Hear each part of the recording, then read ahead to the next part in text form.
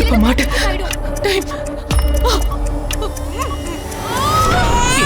ராஜயோகத்துல பிறந்திருக்கான். ராஜா மாதிரி இருப்பான்.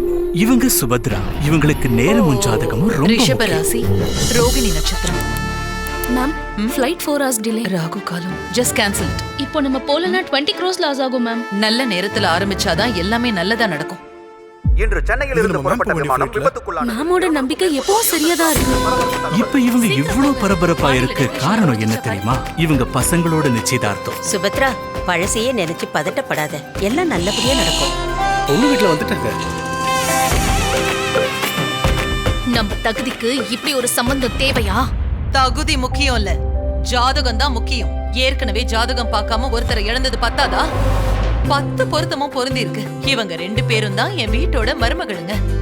ஒரு நிமிஷம், இப்ப உள்ள வாங்கம்மா. இந்த வீட்டோட மகாலட்சுமி நீ.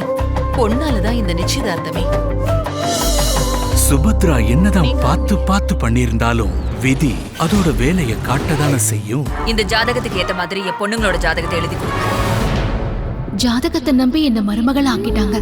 எனக்கு காது கேட்காதுங்கிற உண்மை தெரிய வந்துட்டா உன்னை எனக்கு சுத்தமா பிடிக்கல. சூழ்நிலை கைதியா சிக்கிக்கிட்ட இசையோட வாழ்க்கை என்னவாக போகுது? பாரிஜாதம் புத்தம் புதிய மெகா தொடர் விரைவில்.